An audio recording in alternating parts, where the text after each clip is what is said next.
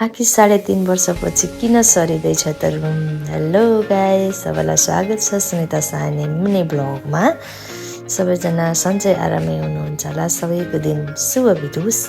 आज चाहिँ हामी रुम सरेर अर्को फ्लाइटमा जाँदैछौँ, किनकि हाम्रो यो फ्लाइट चाहिँ अलिकति भुइँतला, त्यही माथि अलि ओसेप आउने, अलि घर पनि अलि पुरानो जस्तै कलरहरू पनि भएन।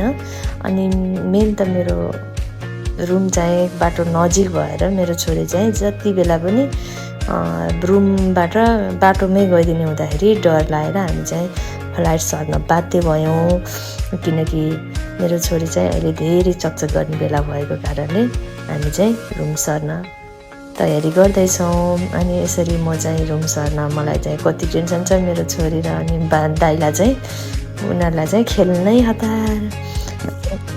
ल बच्चा बच्ची हो, तिमीहरूको जहाँ खुसी म पनि त्यही खुसी भनेर म चाहिँ आफ्नो कामतिर लागिहालेँ। म चाहिँ पलङ चाहिँ अलिअलि खोल्न आउँछ, म चाहिँ मेरो बुढाले खोले हुन्थ्यो, कोही आएर खोल्दै हुन्थ्यो भन्ने आशमा चाहिँ म केही चिजमा पनि हुन्न, किनकि आफूले जानेको र सकेको काम आफै गर्न नै अति राम्रो हुन्छ।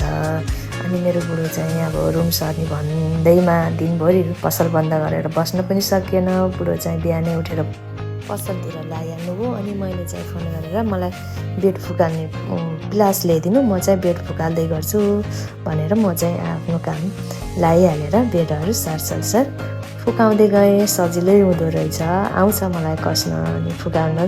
अब घरमा आउँदा किन आफै गर्नु भन्ने अलि जोड्न चाहिँ एक्लै नमिल्ने भएर गाह्रो हुन्छ, तर फुकाल्न चाहिँ एक्लै भए पनि सजिलो हुँदो रहेछ। अनि म चाहिँ 2टा बेडमा आफै फुकाएँ, तर चाहिँ यो मभन्दा धेरै अल्गो भएको कारणले यो चाहिँ म फुकाल्न सकिनँ, किनकि अहिले भाइहरू आएर चाहिँ फुकाल्नुहुन्छ। तिमी दराज कोसिस नगर, सक्छौ भने बेड फुकाल भनेर भनिरहनु भएको थियो। ठिकै छ नि त, म सक्छु भनेर अनि म चाहिँ बेड फुकालेर रेडी गराएर राखिहालेँ। अनि यतिकैमा हाम्रो गाडी पनि बाहिर आइहाल्यो। अनि सबै भाइहरू दाइहरू मिलेर सबै सामानहरू बाहिर लगिसक्नुभयो।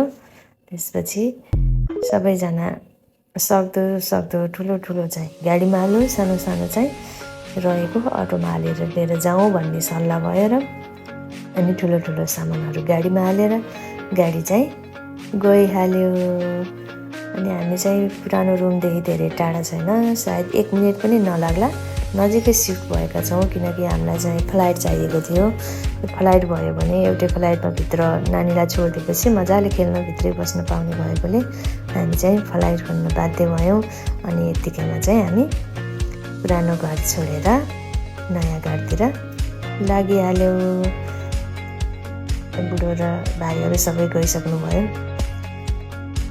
अनि यत्रसम्म बसेको रुम त्यसै छोडेर हिँड्ने कुरो पनि भएन। अनि म चाहिँ सरसफाइतिर लागिहालेँ। सरसफाइतिर भित्र अब पलङभित्र त धुलो यति धेरै रहेछ भन्ने कुरो त पलङहरू निकालेपछि मात्रै थाहा भयो। माया त लाग्छ नि, 3.5 वर्ष बसेको रुम हो जे जस्तो भए पनि। अनि चाहिँ म चाहिँ पोचा लाउन चाहिँ भ्याइन, किनकि म उता गएर पनि एक्लै सामान मिलाउनु पर्ने थियो। त्यही भएर म चाहिँ सल्लक्क बढालेर हिँड्न तयारी गरिहालेँ, किनकि हाम्रो रुम चाहिँ धेरै कलर पनि थिएन, धेरै पुरानो भइसकेको थियो। अब घरबेटी भन्ने कुरा महिना मरेपछि पैसा लिने मात्रै हो नि, तर सरसफाइ के आवश्यक छ त्यो चाहिँ पुरा नगरिदिने। अनि हामी आफै कलर लगाउँछौँ यताउति भन्दा पनि त्यो कुनै रिस्पोन्सै नदिने हुँदाखेरि हामीलाई पनि अलिक घर पुरानै भएर पनि तल्लो त्यही माथि हजुर के आउन थाल्यो। अनि डर पनि लाग्यो। अनि हामी चाहिँ सरिहाल्यौँ। ल बाई बाई गर्दै मन भारी बनाएर यो कथालाई बाई बाई गर्दै म चाहिँ निस्किने तयारीमा गरेँ। अनि त्यसपछि दिदी भनेको दिदी चाहिँ कहाँ जानुभएछ, हिँड्ने बेलामा भेटै भएन। अनि उता गाडी त गइहाल्यो सामान रहेको। अनि यही घरमा चाहिँ हामी बस्थ्यौँ। यो घरमा र यसलाई छोडेर बाई बाई गर्दै हामी चाहिँ नयाँ घरतिर लागिहाल्यौँ दाइ र म। अनि त्यसपछि जाँदै सामान त बुढोहरूले माथिबाट लगिसक्नु रहेछ। यो चाहिँ हाम्रो नयाँ फ्लाइट है, यो चाहिँ किचन रहेको छ। अनि त्यसपछि आयो रुम, त्यसपछि अझै अर्को रुम गरेर हाम्रो चाहिँ 2टा रुम एउटा किचन गरेर एउटा फ्लाइटमा अब आनन्दले बस्ने हो। किनकि अब यहाँ बसिसकेपछि मेरो नानी चाहिँ बाटोमा झर्लिन्, गाडीले हान्ला भन्ने डर चाहिँ छैन। आनन्द छ, शान्त छ।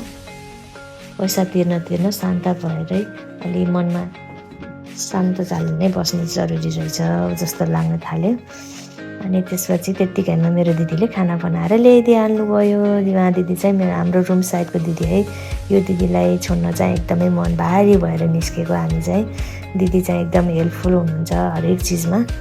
अनि त्यत्तिकैमा फेरि दिदीले तिमी कपडा पट्याएर बस, म चाहिँ नानीलाई उतै सुताउँछु, भ्याएपछि फोन गर, म लिएर आउँछु भनेर नानीलाई लिएर जानुभयो। अब म चाहिँ एक्लै कपडा कसरी पट्याउनु, कहाँबाट सुरु गरौँ भनेर मन आत्तिरहेछ। अब गर्न त आफै पर्यो। त्यसपछि म सही कपडा पट्याउनतिर लागेँ।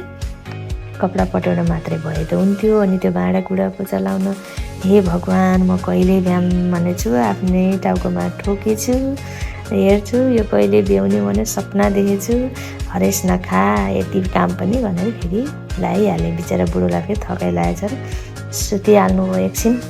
ठिकै छ नि त, एकछिन सुतेर जानु भनेर फेरि जुरु कोटेर हिँडिहाल्नु भयो। त्यत्तिकैमा नानी पनि आइहालिन्। अनि मम्मी यहाँ त नबसौँ, एक्लै भयौँ, म त यहाँ बस्दिनँ, दादा चाहियो, मम्मू चाहियो, ठुलबाबा चाहियो भनेर उनी चाहिँ रुन थालिन्। 1-2 दिन छोडी त्यसपछि बानी पर्छ, टेन्सन नगर भन्दै छोरीलाई फकाउँदै राख्दै गरेँ। यो चाहिँ हाम्रो रुम चाहिँ अब रेडी भयो लगभग। किचनतिर चाहिँ मेरो अझै पनि सामानहरू त्यत्तिकै छ। किचन चाहिँ अझै साफ गर्न भ्याएको छैन। रुमसम्म बल्ल बल्ल अलिअलि सकिआएँ भन्दा हुन्छ। अझै पनि फोटोहरू सबै सेट गर्न बाँकी नै छ। बिस्तारा र कपडासम्म पट्याएर म राखेँ। अनि फेरि नानी ङ्याङ गरिन् तेर सुताउन थाल्यो नानीलाई। फेरि त्यत्तिकैमा दिदी दादा नानीको फेरि दिदी भएर आउनुभयो। उहाँ दिदीलाई छोड्न नै हामीलाई चाहिँ एकदमै गाह्रो भएको। किनकि दिदी चाहिँ एकदम जे पर्दा पनि सहयोग गरिहाल्ने। अनि चाडपर्व पनि केही नछुटाउने, मिठो पाके पनि केही नछुटाउने। हामीले पनि दिदीले यता पाक्यो उता पाक्यो पनि खाने, बाँडीचुडी गरेर खाने, दुःख सुख बोल्ने भनेकै बजारको ठाउँमा कोही न कोही हुनुपर्दो रहेछ भन्ने कुरा चाहिँ फिल गराउनु भएको नै दिदीले हो। दिदी हुँदा चाहिँ एकदमै मनमा खुसी लाग्थ्यो। अहिले चाहिँ के गर्ने, टाढा भयो, तर मनको टाढा चाहिँ भइएको छैन। मेरो छोरी चाहिँ ठुल मम्मीको प्यारी, घरको हजुरआमाले जस्तै गरेर दिदीले हुर्काउनु भएको। म चाहिँ दिदीलाई हाँचिमेर विश्वास गर्न सक्ने चाहिँ उहाँसँगै थियो। ल गाइस, कस्तो लाग्यो त हाम्रो नयाँ फ्लायर, जस्तो लाग्यो त्यस्तै कमेन्ट सल्लाह सुझाव दिन चाहिँ नबिर्सिनु होला। अनि भिडियो चाहिँ फुल हेर्न चाहिँ नबिर्सिनु होला। बाई बाई सबैजनालाई।